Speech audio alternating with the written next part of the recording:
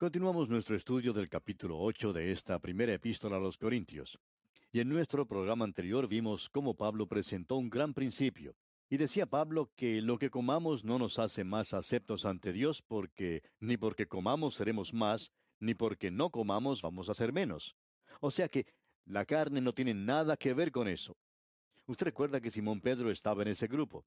Él había sido educado pensando que había ciertas cosas que eran inmundas. Y cuando un gran lienzo con animales bajó del cielo, el Señor le dijo, Levántate, Pedro, mata y come.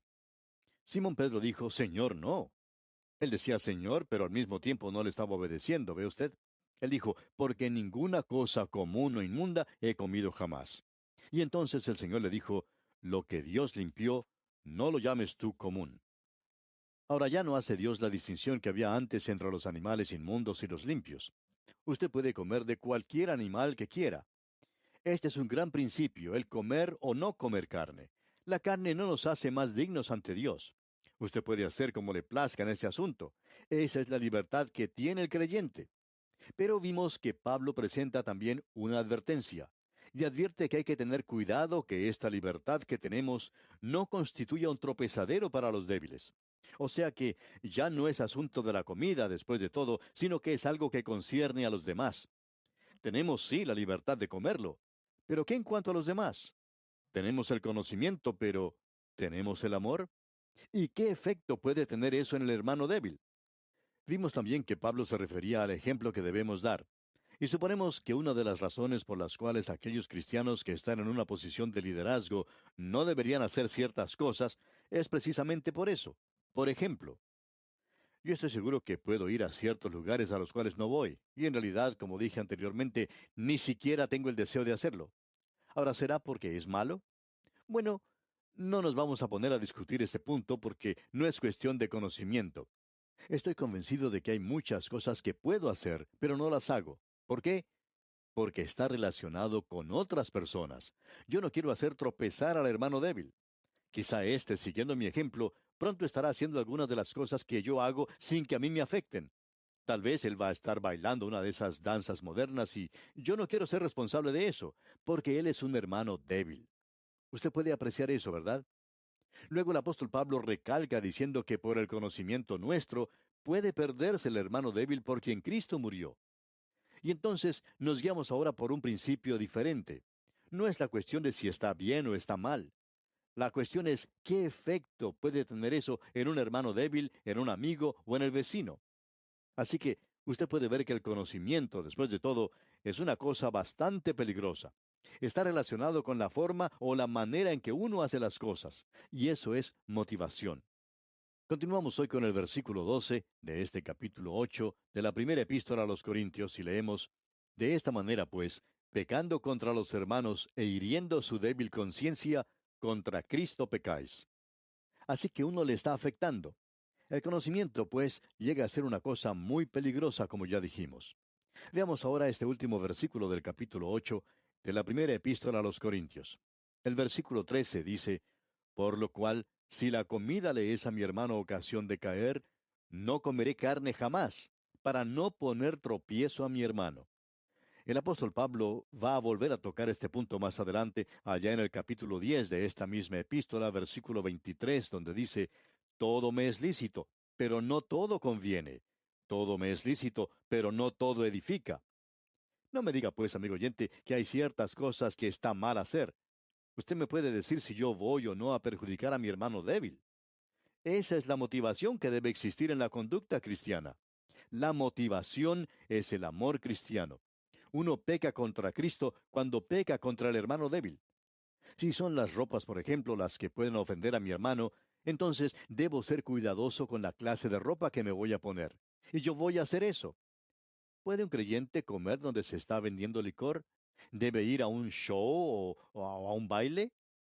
La cuestión no es si está bien o está mal. No es asunto de conocimiento, repetimos. El asunto está relacionado con el efecto que usted puede causar en su hermano débil. Y eso es de suma importancia aquí. Todas las cosas me son lícitas. La libertad que tiene el creyente no está decretada por leyes. Él no está guiado por reglas de conducta. La libertad está limitada por el amor, y eso es lo importante. Si invito a alguien a mi casa a comer, no debo servirle algo que lo pueda ofender. Quiero servirle algo que pueda ser una bendición para mi invitado. De esa manera se porta un creyente. Ahora, ¿está bien comer carne? Por supuesto que lo está. Coma todo lo que quiera, amigo oyente, como lo quiera o lo pueda comer. Pero ¿qué acerca de su hermano, el hermano débil? ¿Y qué acerca de su vecino? Esas son las cosas de importancia. Bien, pasemos ahora al capítulo 9 de esta primera epístola a los Corintios. En esta sección continuamos tratando el tema de la libertad cristiana. Y vimos que esto estaba relacionado específicamente con la cuestión del comer carne, y esta fue una de las cosas que los creyentes en Corinto habían presentado al apóstol Pablo. Y eso se aplicaba de manera específica a Corinto de ese día, porque los sacrificios habían sido ofrecidos a los dioses paganos. Y luego esa misma carne había sido vendida en las carnicerías de ese día. Y muchos de los creyentes se ofendían al comer esa carne que había sido ofrecida a los ídolos.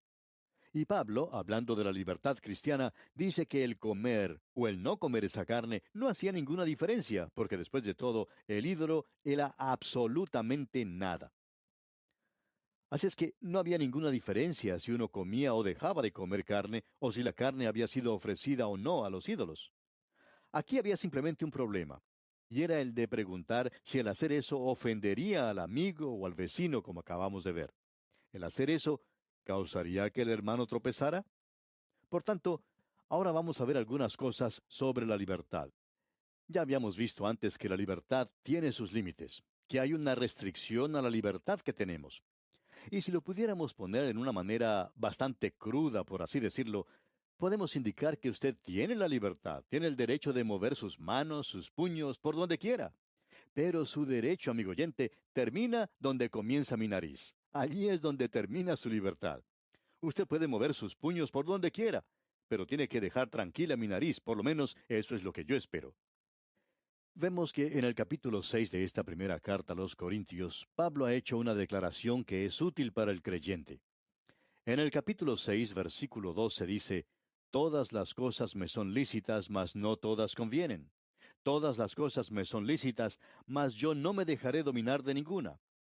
Y luego él volverá a repetir esto en el capítulo 10, versículos 23 al 25 de esta carta, donde dice, Todo me es lícito, pero no todo conviene.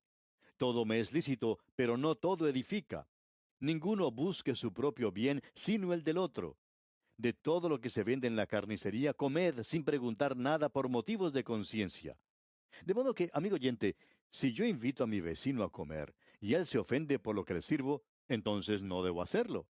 La libertad cristiana tiene sus límites y así es. Pablo va a ilustrar este asunto de la libertad cristiana tratando otro tema y es un tema bastante personal. Tiene que ver con dos cosas, es decir, tiene que ver con su derecho como apóstol y probablemente tendríamos que decir que tiene que ver con su derecho oficial, su derecho como un apóstol en una forma muy definida. Él va a hablar de su privilegio de ser sustentado por la iglesia. Él tenía el privilegio de esperar que la iglesia tuviera cuidado de él personalmente y de sus asuntos como predicador del Evangelio. Y eso es algo muy personal. Pero Pablo lo trata en este capítulo para ilustrar la libertad cristiana. Usted puede notar que lo primero que él defiende es su derecho oficial como apóstol. Él comienza esta parte defendiendo su apostolado, porque Pablo ya tenía la costumbre de hacerlo, y lo hacía así porque había sido enfrentado en muchos lugares en cuanto a este punto. Ahora, en el capítulo 9, versículo 1, él dice, ¿No soy apóstol? Y la respuesta a esa pregunta es, sí, Pablo, usted es apóstol.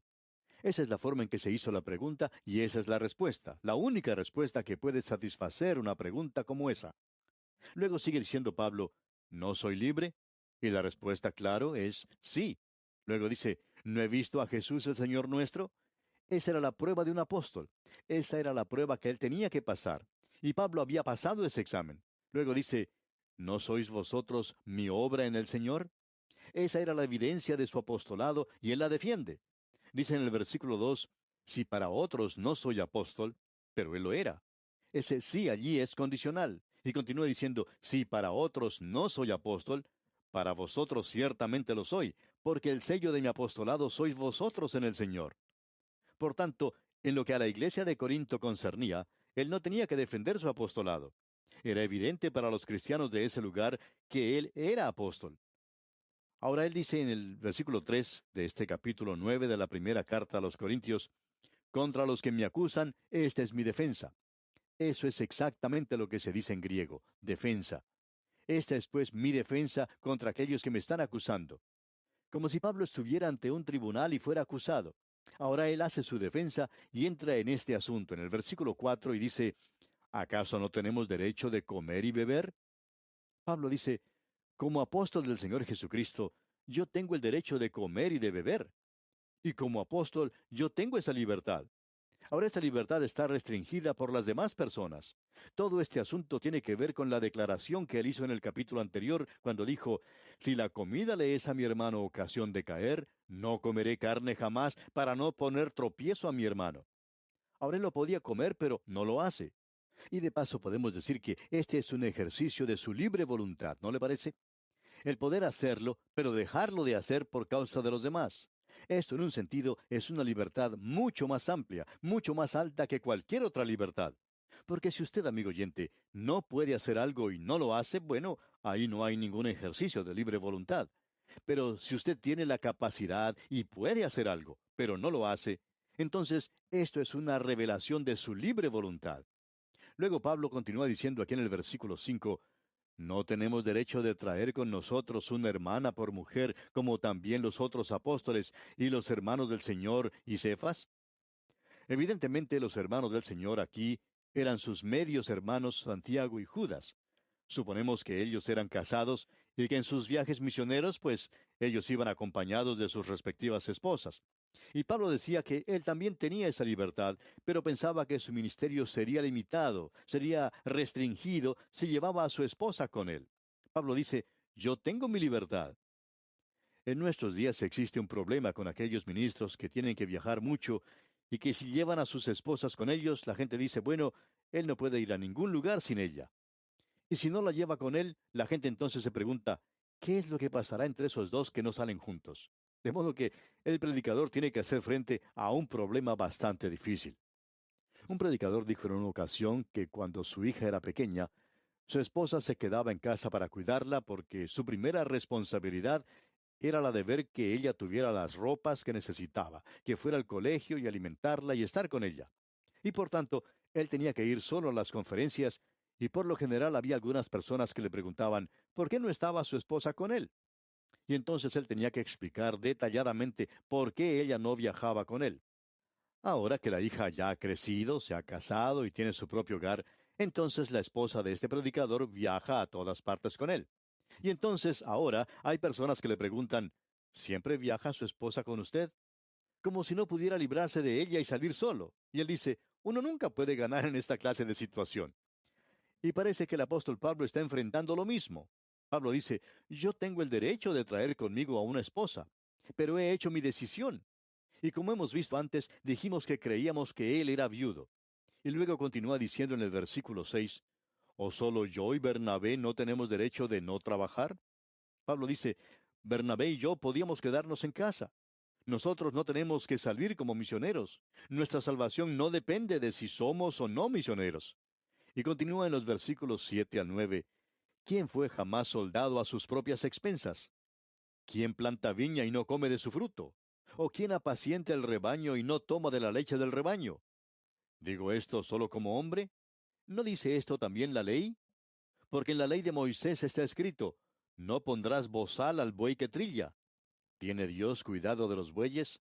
Y Pablo dice que ahora va a hablar sobre el asunto del salario del predicador. Él dice que cuando un buey está trillando, luego de haber ensillado el animal, se lo coloca en un lugar donde camina en círculo sobre el trigo para separar el grano de la paja o tamo. Un trabajador lanza la paja al aire con una horquilla y el viento separa el tamo del grano. Ahora ellos no le ponen bozal al buey que trilla. ¿Por qué? Porque el buey está trabajando y uno debe darle de comer, así es que no se le debe poner bozal. Esa es la manera como Dios muestra su cuidado por los bueyes. Y Dios fue quien hizo esa ley. Dios dice también que no se le debe poner bozal al predicador, que uno por lo menos debe alimentarlo. Hay una vieja historia en la que hace muchos años se contaba de un predicador por allá en el estado de Kentucky, en los Estados Unidos, que viajaba con un hermoso caballo. Y el predicador era una persona muy delgada. Un día una persona le preguntó sobre esto porque parece que habían estado hablando de eso. Esa persona le preguntó directamente, ¿cómo es que usted es tan flaco y el caballo se ve tan bueno?